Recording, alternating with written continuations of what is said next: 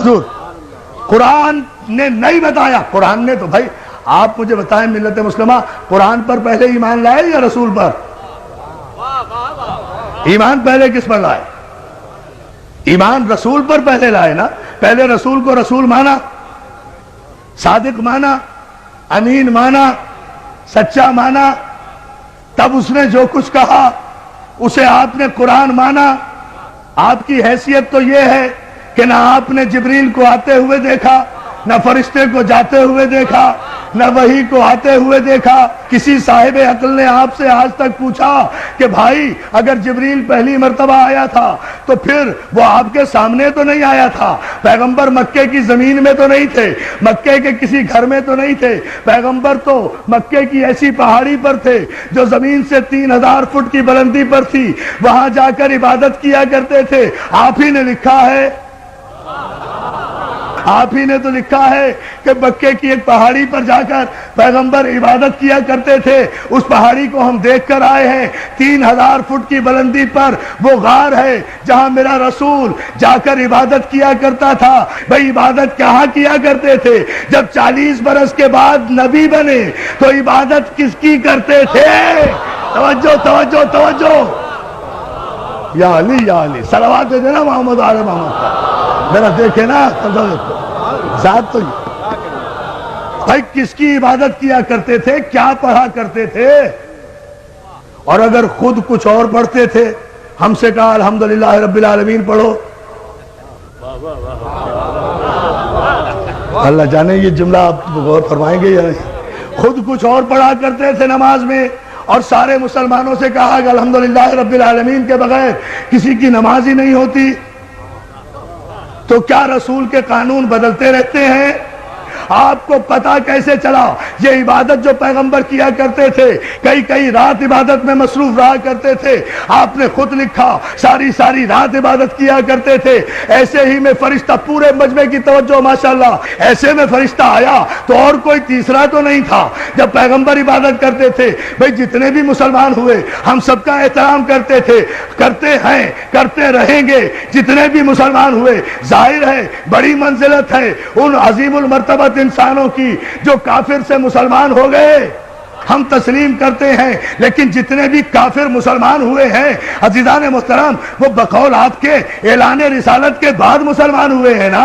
اعلان رسالت سے پہلے تو کوئی مسلمان نہیں تھا. جب مسلمان نہیں تھا تو کوئی راوی بھی نہیں تھا, کوئی روایت بھی نہیں تھی, کوئی حدیث بھی نہیں تھی, کوئی محدث بھی نہیں تھا, غار میں کوئی موقع کا گواہ بھی نہیں تھا. یا جبریل تھا, یا رسول تھا, یا پہلی آیت تھی. اب آپ نے لکھ دیا کہ یوں فرشتہ آیا, یوں اقرا کہا, یوں رسول نے کہا, میں نہیں جانتا, یوں جبریل نے بھیجا, یوں دبایا, یوں رسول کو پسینہ آیا. توجہ توجہ توجہ, حیدری. وہاں تو یا جبریل تھا یا رسول, تیسرا کوئی ہے نہیں. تو یہ سارا واقعہ راوی کو کس نے بتایا؟ جبریل نے. یہی تو فرق ہے امتی میں اور رسول میں, کہ بشر پر اگر فرشتہ نازل ہو جائے تو سانس بھی نہیں لینے دیتا. توجہ توجہ توجہ توجہ, درس دیکھے نا, زمین پر آنے کی مہلت بھی نہیں دیتا. توجہ ہے نا عزیزان محترم؟ زمین پر ہو تو آسمان پہ جانے کی نوبت نہیں دیتا, آسمان میں ہو تو زمین پر آنے کی نوبت نہیں دیتا. اور میرا رسول وہ ہے کہ جس پر 23 برس میں 23,000 مرتبہ فرشتہ نازل ہوا.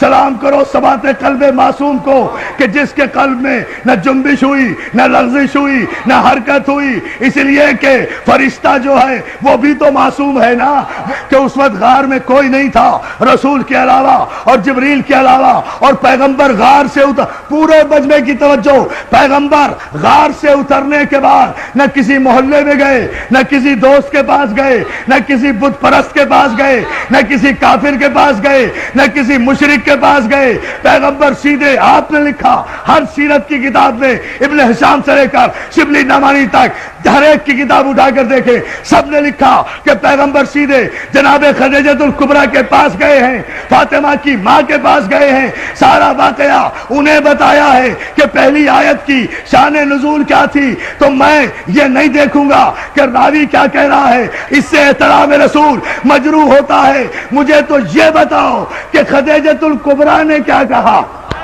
جو ہے بھائی. جو واقعہ بھی ہوا ہے پہلی وحی کے موقع پر, اس کا گواہ کوئی نہیں, لیکن جناب خدیجۃ الکبریٰ وہ ام المومنین بیوی ہے کہ ساری کائنات کی خواتین میں جنہیں یہ شرف حاصل ہے کہ جنہوں نے سب سے پہلے لب رسالت کو وحی کے مطابق جنبش کرتے ہوئے دیکھا اور اس کی تصدیق کی. ہائے ہائے ہائے, جناب خدیجۃ الکبریٰ وہ خاتون ہیں کہ جنہوں نے اس وقت تصدیق رسالت کی جب کوئی تصدیق کرنے والا نہیں تھا. تو اس پہلی آیت کی راویہ یا تو خدیجۃ الکبریٰ ہوں گی, یا ابو طالب ہوں گے, یا جبریل, یا رسول. ان چاروں میں سے مجھے بتاؤ کس نے روایت کی کہ جبریل نے جب اقرا کہا تو پیغمبر نے کہا میں پڑھا لکھا نہیں ہوں. کمال ہے. آپ مجھے بتائیے کہ اگر یہاں بھی میرے پیغمبر کی تو توہین نہیں ہوئی, بھئی پیغمبر کو کہا نا جبریل نے اقرا, اگر معاذ اللہ پیغمبر نے کہا کہ میں پڑھا ہوا نہیں ہوں تو غلطی کس کی؟ بھئی مجھے پاک محرم ایسوسی ایشن کے نقیر رضوی صاحب نے اور ان کے اراکین نے کہا کہ آپ نشتر پارک میں مجلس پڑھیے.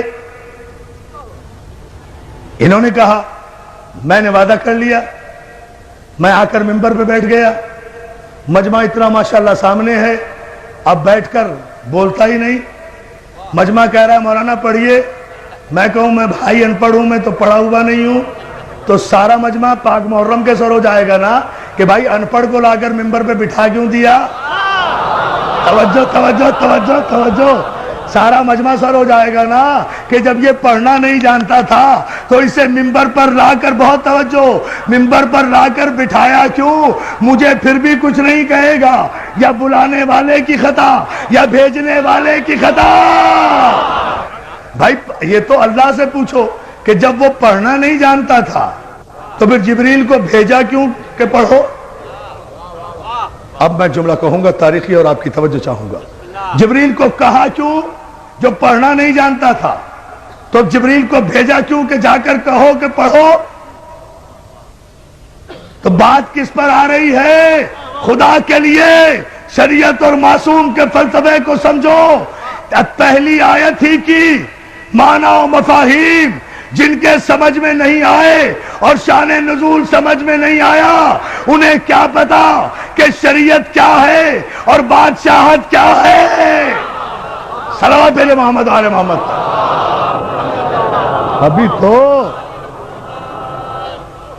ابھی تو خیر سے پہلی آیت بھی سمجھ میں نہیں آئی, سارا قرآن کہاں سے سمجھ میں آئے گا. اس لیے کہ پہلی آیت ہی ابھی سمجھ میں نہیں آ رہی کہ یہ کس طرح نازل ہوئی تھی, اور مجبوری بھی پیدائشی مجبوری, اس میں کوئی قصور بھی نہیں ہے, ان کا بھی کوئی قصور نہیں. ہم تو بڑے ادب کے ساتھ کہہ رہے ہیں, اس میں کوئی قصور بھی نہیں. بات صرف اتنی ہے, مسئلہ صرف اتنا سا ہے, سمجھ لیجئے, بات واضح ہو جائے گی. بات میرے عزیز دوستو صرف اتنی سی ہے کہ اللہ جن معصومین اور معصوم انبیاء کی پرورش کرنے والوں کو منتخب کر لیتا ہے نا, ان کے نقش قدم کو بھی شریعت بنا دیتا ہے, ان کے نقش قدم کو بھی شریعت بنا دیتا ہے. مجھے بتائیے نا, کعبے میں جتنی شریعت جاری ہے نقش قدم ہے نا معصوم کا, یہی گفتگو چھوڑی تھی نا. کعبے میں جتنی شریعت جاری ہے، یہ سارے جتنے ارکان حج آپ کر رہے ہیں، یہ جتنی صحیح کر رہے ہیں، یہ صفا و مروہ کے درمیان جا رہے ہیں، یہ 3 شیطانوں کو پتھر مار رہے ہیں. اگر بغیر سوچے سمجھے مار رہے ہیں تو یہ پتھر آپ ہی پہ پڑ رہے ہیں. توجہ توجہ توجہ توجہ توجہ. صلوات بھیجیں بآواز بلند.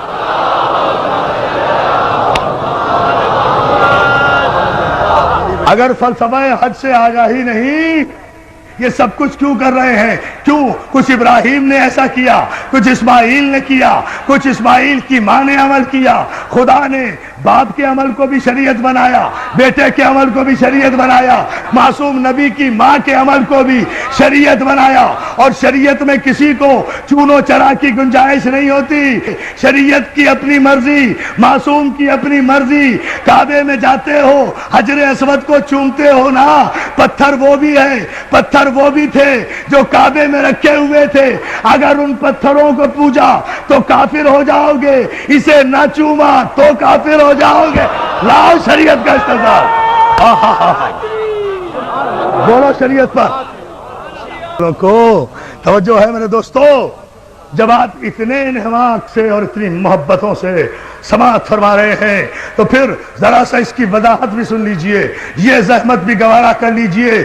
عزیزان محترم، جتنے پتھر تھے، پتھر کے خدا بنا کے رکھے تھے، سب کو نکال دیا گیا، اس کو لگایا گیا. پتھر وہ بھی، پتھر یہ بھی. جنس میں فرق نہیں ہے. اب ذرا سا علمی مرحلہ ہے، اسے سمجھ لیں آپ، تھوڑا سا غور کریں، نتیجہ سامنے آئے گا. جنس میں فرق نہیں ہے. ایک کو ہٹا دیا گیا، ایک کو لگا دیا گیا. 360 کو ہٹا دیا گیا، ایک کو لگا دیا گیا. چلیے بات واضح کر دوں، ٹھیک ہے نا؟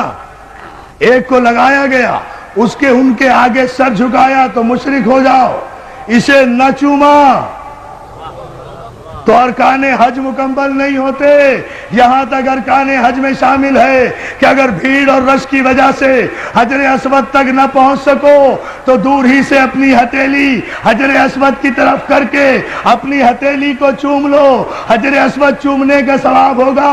تو مولانا رش کی وجہ سے حجر اسود تک نہیں پہنچ سکے نا، اصل تک نہیں پہنچ سکے تو ہتھیلی یا انگلی کا اشارہ کر کے چوم لیا نا، وہی ثواب ہوا. تو اور ہم کیا کرتے ہیں؟ ہم بھی تو مجلس کے بعد اگر کربلا نہیں پہنچ سکتے تو انگلی کے اشارے سے السلام علیکم یا علی یا علی یا علی. صلوات بھیجیں محمد و آل محمد پر. عجیب فلسفہ کہہ گیا ہوں، ایک عجیب رخ سے اتنی احتیاط. پوری توجہ آپ کی چاہوں گا. عزیزان محترم، مولا آپ کو سلامت رکھے. اس مسئلے پر آپ غور کریں، یہ تو سارے مسلمانوں کا متفقہ مسئلہ ہے نا، حجر اسود کو چومنا. کیوں؟ وجہ صرف یہ ہے، کوئی وجہ نہیں ہے. اس پتھر میں کوئی پھول نہیں لگے ہوئے، کوئی یہ ڈائمنڈ نہیں ہے، کوئی ہیرا نہیں ہے، مگر 1 کروڑ تاج محل قربان حجر اسود تھا. 1 کروڑ تاج محل اور شیشے اور سونے کی عمارتیں قربان، ہیروں اور جواہرات کی کانیں قربان. حجر اسود پر کیوں؟